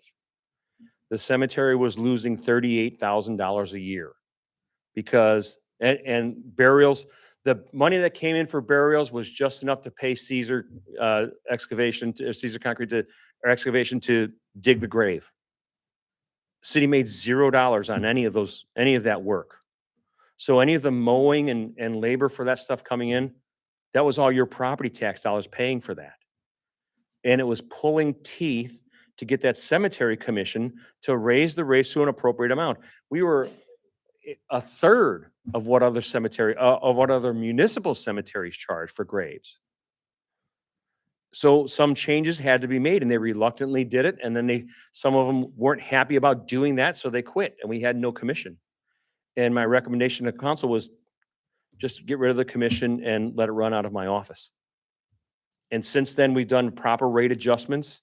We've made a lot of improvements to the cemetery. And a lot of the issues that weren't being addressed by that commission are now being addressed. Trees are being taken down because they need to come down. We're working on, now you just saw, if you've been by the Platt Park, we had folks from Fulton, who was that? I can't remember their name. Superior Seal Coating, whoever that is, I can't remember the name. They went and did the oval parking lot over at the Platt Park. They did a beautiful job. So I said, Galen, have them give me a quote to get the pathways at the cemetery done. So we can get those to last a little longer because resurfacing is going to be very expensive. Yep, so we got a quote to do that, and I think we're going to work that into the next year's budget. Doing things to maintain the cemetery and pick it up and keep it moving forward, so we don't have to have those large expenses.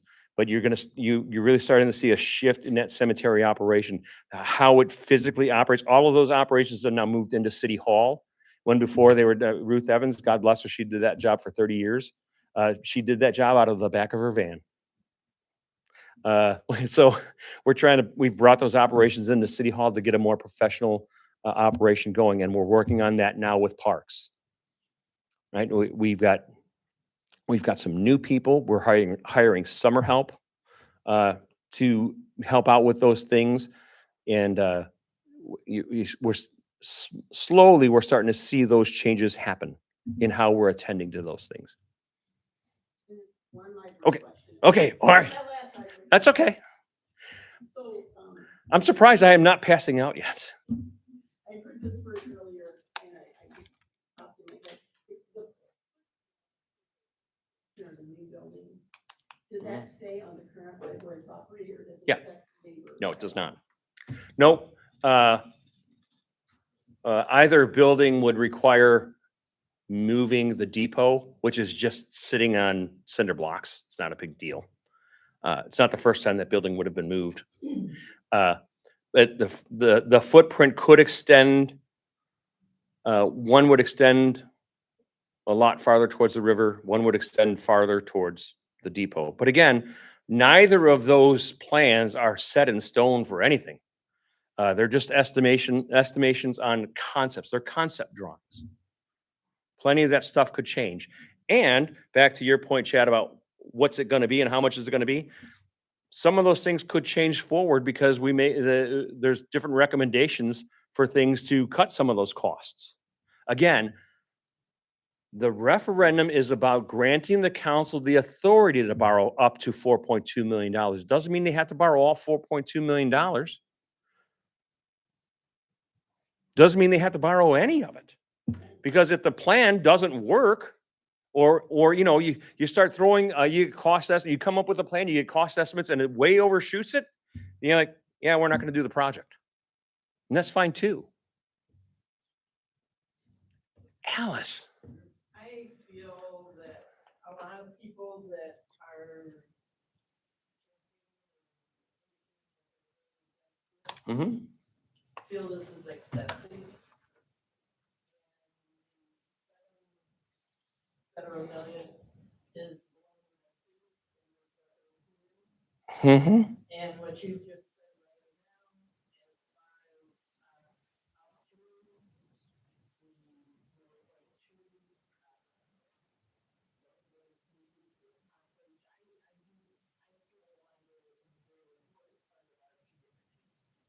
I, know that there are improvements that need to be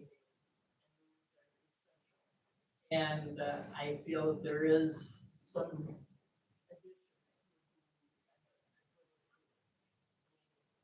sharing comments that have awakened me in ways that I mean.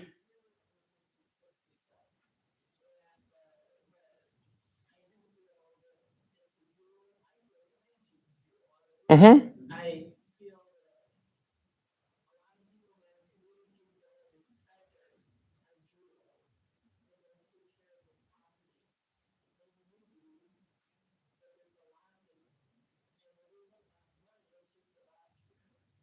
Yeah. and, that's, you know.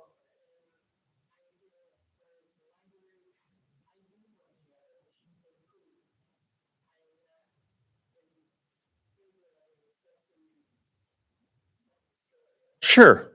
But I feel that it's.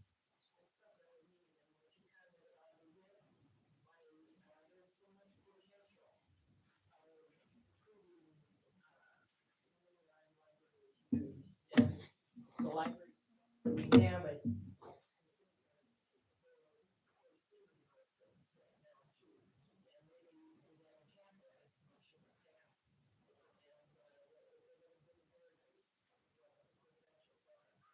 Yeah. To make use of that. So, I'll take you one step further, Alice. I think there's a lot more, not just potential for the library, but a lot more potential for this community.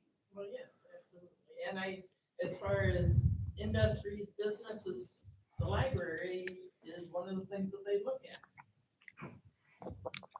As far as, you know, if the community has one.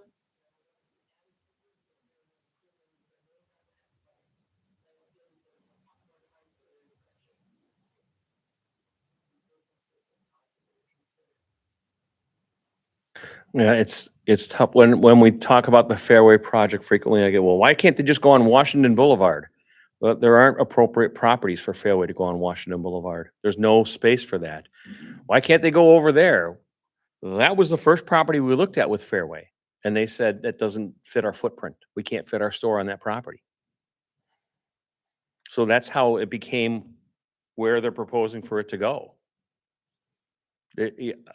And I get it. People will say, what about this and what about that frequently? If they would come and ask instead of being Facebook warriors, they would get those answers. But they rely on Facebook to get their information from people who don't have the information. So they go around and saying things that, like you're saying, there's some people are spreading misinformation about what's really going on. And I've had 3 people in the last week come and sit down at the table with me, have 45-minute conversation about this project. One gentleman said, you know, I had someone in my garage sale opposed to the library project and said all these things. And he said, well, this is what he told me. I figured I ought to go find out the other side of the story before I make a decision. And he came in and we talked about it. And he said, well, that's not what I was told. And I said, well, these are the facts that we have. And he didn't say what he's going to vote for or against it. He just said, I at least have more information to make my decision. And I wish more people would do it. And I appreciate you folks coming in. Like, I set up the stuff to talk about city sources of government revenues and government. Like, I knew the whole library thing was going to be here today, and that's fine. I thoroughly enjoyed the conversation so far, and I thought I'd be tired by 9 o'clock, but I can keep going as long as you want. Dave, newsflash, Dave is another question. Okay, sure. I don't, because there's a.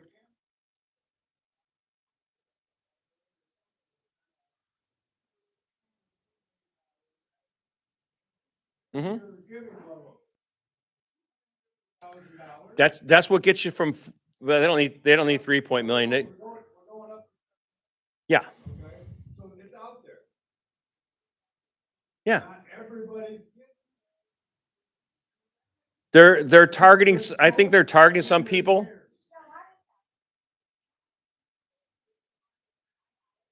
Uh, I think they went off the voter roll, But it's not the library doing it. It's the friends and other interested parties. It's not city funding doing that. It's not city hours doing that. I can tell you that we have at least collected the pledge. There's pledge forms. They're not asking for people to give money, just pledge money. And so far, Get any donors yet? on we this? have $75,000 worth of pledges without even putting much of an effort in. So you've got like what, 10, 12 concerned citizens, Mhm. you've got a handful of people come in directly to talk to you. Mhm. Look, Facebook in this town is like. Which is ridiculous, right? Yeah. And I.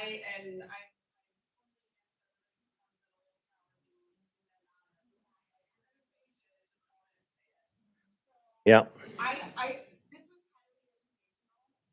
Sure. You need a subset of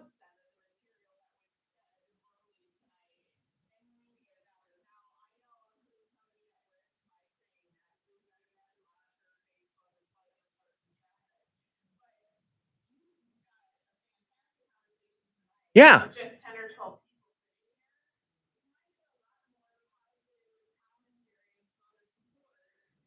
Yeah. Understood what the 4.2. How that works. I agree. Yeah. So Uh, I think in simplistic terms, the conversation that happened tonight, like, get it out there. In the community can take that in and understand it. Sure. Maybe Facebook isn't the best. Not everybody gets it. Yeah, there's Dave. That's- Dave has his flip phone. Well, He'll show you. whoever said it is, right? Like, Yeah. where there's targeted people.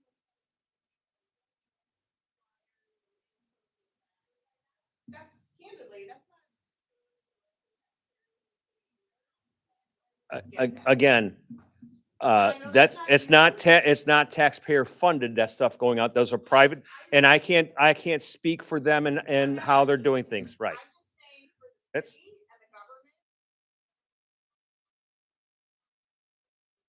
the government. it becomes challenging when we start using city resources to try and influence a referendum, right? So, but getting these facts out here, there, yeah.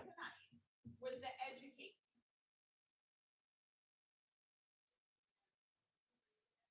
Sure. Or be honest. Well, and we did a YouTube video going through the slide presentation between myself and Gail Grimm and Councilman Bowman, and that's got a lot of views. A lot of people watch that, and it's just an orated slideshow that we go through, and we have put some factual information out there. I am going to just continue to stick to the facts, and we'll be doing a couple other video presentations just about what the facts are. But here's what I'll say about Flakebook. So when I first arrived here, I had a lot of feedback from people saying, you're just out there trying to help people understand what's going on and give them facts, and all they want to do is debate you on everything and insult you. And I am, contrary to popular statements, I was banned from that page years ago. And even though it was said that all city employees because all city employees were banned, and it said all city employees are no longer banned, that's not true. For my personal Facebook, it's still invisible. That page is invisible to me. And I'll tell you, my life is better off for it, because I am fully aware that there are people who drag my name through the mud and say nasty, nasty things about me. And for those of you who know me, I'm not a nasty person. I'm just a guy trying to do a job and help the city get better. And oh, okay. Oh, Hunter, I love him. Well, we're a fan of. So thank you for what you did with him. I hope he's taking my nuggets somewhere. He just landed a job. Oh, thank goodness. That's great. Thank you for that.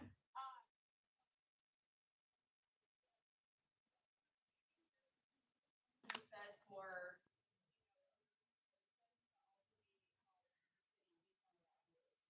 Yeah. Like, there's There is. I agree. any number of. I would say this to people: when you see people on the internet being nasty human beings, anonymously too, but even when some of them are just emboldened enough to use their name and be nasty, you should always question their motive. Always question their motive. What are they really getting at? If they're gonna try and tear people down, that really means that's the only way they can boost themselves up, is by tearing other people down. And I have thick skin, I can take it, and that's fine. Okay, Dave's got another question. We're almost at 9 o'clock, but I tell you, I got a lot of energy. I don't know what happened, but that's fine. Early in the presentation, Yeah. we were talking about not everybody, Correct, not everybody is hooked up, correct. so we shouldn't be.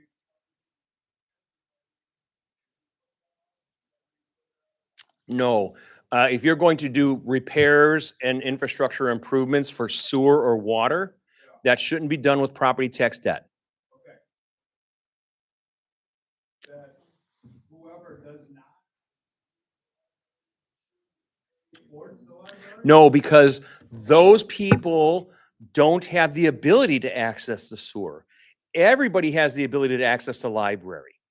It's your choice if you don't. Same thing with the splash pad. I had Mrs. Caesar at the thing saying, we need to do projects for everybody, not a splash pad because that's only for some people. And I'm like, there's nothing stopping you from putting on a swimsuit and going playing on the splash pad. You can go do that. There's not an age restriction on that.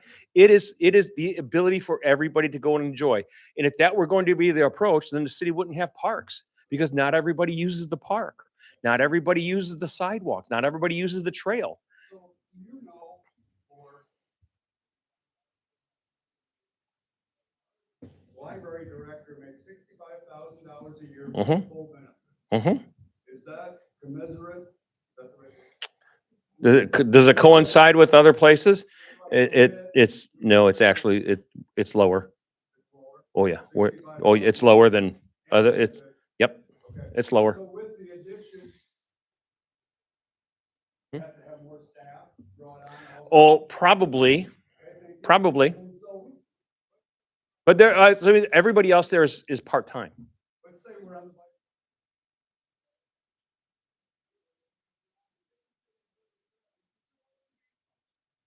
So we come in. Yeah, we need to work on that. Yeah, Yeah, but we yeah. are. Yep. So we come in down floor, and then we do second. Mm-hmm. And then we go. Yep. And we're still doing this crap. Yep. That's right. The roads are terrible. Wait. The roads are, So- and then you go past right. the railroad track on. It's just crap. I wouldn't, right. So the 3rd Street up the hill, that's getting fixed. We're getting that done this fall yet. And as well as 14th Avenue. 2nd Street in front of the library is already scheduled to be done in 2 years.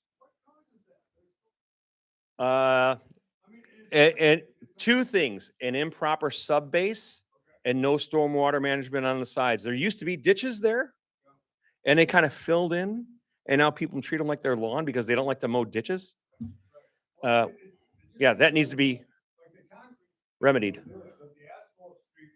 Well, Tom, how smooth is the concrete drive going back to your house? You get some boom, boom, boom, boom, boom, boom. Yeah, see, pretty good. Thanks, Tom. Appreciate your help. Well, And then, okay, It's okay. fine going there. One, Andrew. Yeah. Sidewalk on the opposite side. Yeah. Is I don't know. Oh, Awfully. I'll go check that out. Yeah, I'll go check that out. I'll never use that. Yeah, I'll go check that out. And then if you get, That's the first I've heard of that, but thank you. Okay. and then you get. Mm. Yeah, yeah. Yeah, well. Sports bras aren't enough. I have a different opinion about gators and side by sides too. He's gone. Thank you, folks. Thank you for coming. Dave, well, come on. You don't need your beauty sleep, Sarah. You're just fine. Yep.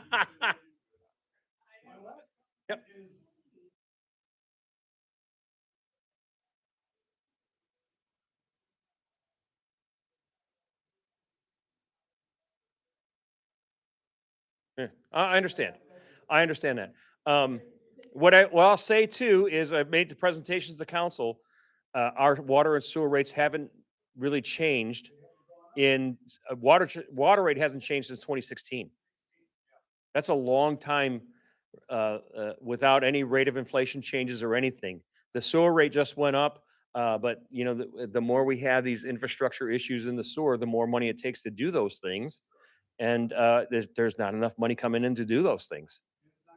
And it doesn't get any cheaper. That's the other point. That's very, very important there. Well, thank you.